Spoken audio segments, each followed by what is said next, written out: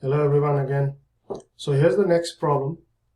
So it says for the given network shown in the diagram, it says to find the value of the load resistor, which is right here. This is your load resistor right here. This is your IO. Find the value of the load resistance for maximum power transfer from the given network circuit. Right. And second question is determine the maximum power to RL, which you just use the formula, and calculate the value of the load resistance for 75% efficiency for the given circuit, right? For the given circuit. So that's the question. So here load resistance is connected here.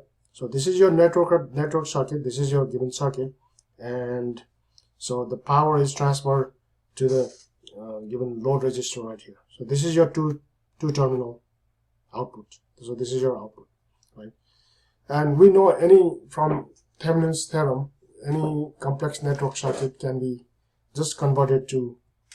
So your first job is to convert this to a Thevenin's equivalent circuit, right? Like that, and put the load resistor.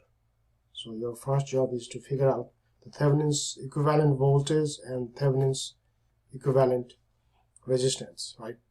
So this whole thing can be converted to this, and then put the load resistor, right, like that. And it's asking find for what value of load resistance RL, right, to get the maximum. Find the value of RL for maximum power transfer. And we know from maximum power transfer theorem, right, from maximum power transfer idea. So when RTH, because RTH, the Thevenin's resistance is now is something like it's just the internal resistance, internal impedance of this Thevenin's battery voltage, right? When this becomes equal to the load resistance, then power output will be maximum, right? So your first part is just to find the Thevenin's equivalent resistance, right? So let's do that. And if you remember the idea about finding the Thevenin's resistance, so first you have to disconnect or zeros all the power sources, and you have one voltage source and one current source, right? And with the load resistor removed, remember, you have to remove the load resistor, right? And then to remove the load resistor, and then you have to zero all the power sources. If it is a voltage source, then just do the short circuit so that you get the zero voltage, right? So the voltage becomes zero. Just short circuit it, right? And if it is a current source, then open it, right? Just open it so that you don't get any current. And whatever resistance you get from the output is your Thevenin's equivalent resistance, right? Based on the rules that we have. So let's put all the numbers. So 25 ohm, 10 ohm, and 6 ohm. So whatever resistance you see from this is because this is the output, right, where you connect the load resistor. So RTH is this. Whatever resistance you see from this output side is your load resistor. I mean Thevenin's equivalent resistance. So that's going to be just this is just now everything is this. This is just going to be like this. You have 25, and then you have this simply becomes that because these two are in series. So this is going to be 16 ohm, right? And this is going to be 25 ohm, right? And this is your Thevenin's resistance. This is simply your Thevenin's resistance. So Thevenin's resistance eventually becomes just a parallel combination of 25 ohms and 16 ohms, right? And so if you do that, it's going to be 9.76 ohms. So the Thevenin's resistance is 9.61. So if you choose the load resistance exactly equal to the Thevenin's resistance, which is 9.76 ohm, then the output power will be max, right, from the maximum power transfer theorem. So that's the part A, right? At this load resistance, you get the maximum power, right? Okay, so that's the first part. What is the second part? Second part is, now it's actually, what determine the maximum power to the load resistance. So we have already found the load resistance for maximum power. Now it's asking you to find what would be the maximum power transferred, right? Maximum power and in wattage. And maximum power is just from the formula from our lecture class. If you go back and check my lecture slide, the maximum power is going to be just the Thevenin's voltage squared divided by 4 times the load resistor. Okay, so part second is asking what is the maximum power across this load resistance thing. So power max from the formula from our lecture is the Thevenin's equivalent voltage, which is this, right? Divide V square over 4 times the load resistor, right? That was the formula. So our next job is to basically find out the Thevenin's equivalent voltage somehow, right? Either source conversion or using Kirchhoff's laws, nodal analysis. Somehow you have to find out the equivalent Thevenin's voltage. And to do that, again, you have to remove the load, right? You have to remove the load. And then you have this 20 volts. And sometimes it will be source conversion. That will be easier for you. And sometimes it will be nodal analysis. So it's based on the circuit given problem. So here it seems like nodal analysis will be a lot easier. And I'm just gonna convert this. This is 16 ohm, right? So on this side, so I'm just gonna replace this with 16 ohm. This is 25 ohm and 3 amp, right? And then so, and this is positive and this is grounded, right? So this is 20 volts. So let's see.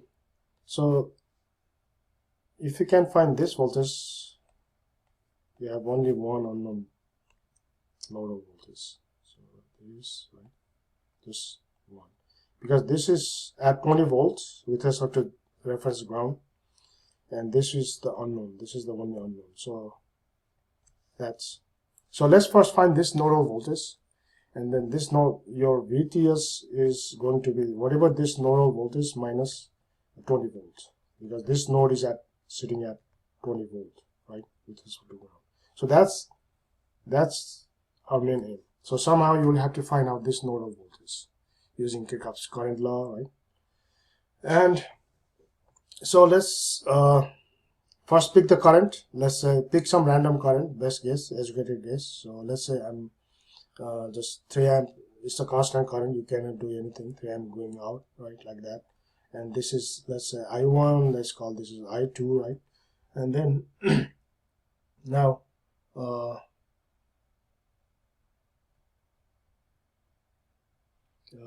where is the, yeah, okay. So I have just replaced that with 16 ohm, right? Let's see this again. Yeah, okay. So so I'm just gonna use the nodal analysis, because remember, somehow you have to find this voltage to find the VTH. So 3 amp is equal to I1 plus I2, right? And 3 amp is, I1 is V minus 0 divided by 25 ohms plus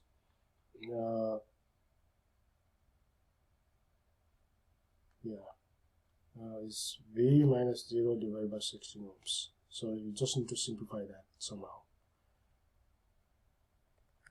So let's simplify that.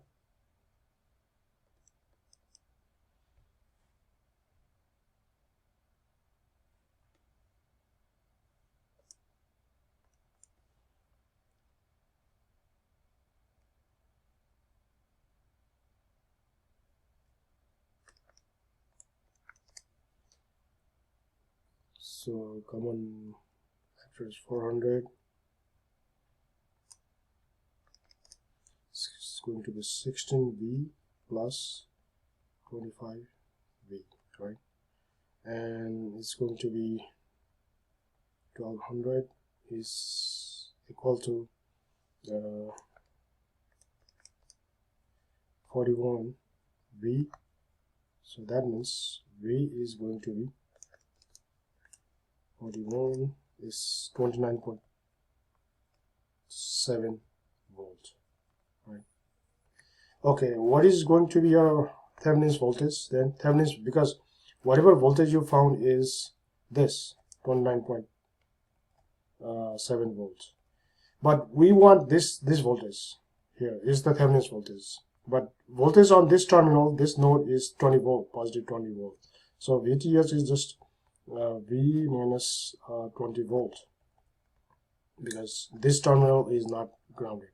So 29.7 minus 20, so 9.7 volts is the Thevenin's voltage, right? Then the maximum power transfer to the load resistor, which we already found the load resistor, is VTS from our formula divided by the 4 times the load resistance, right? So 9.7 square divided 4 times, what was the load resistance? The load resistance we found was 9.76,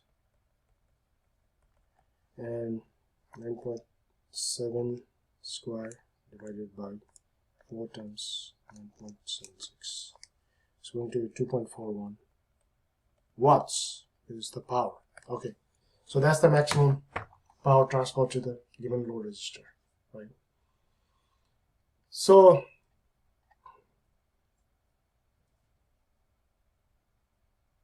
is that right? I'm just double checking everything. 1200 divided by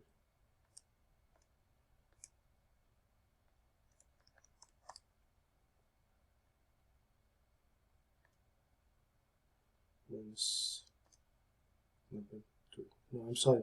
This is 9.26. I made a mistake. Slightly 26.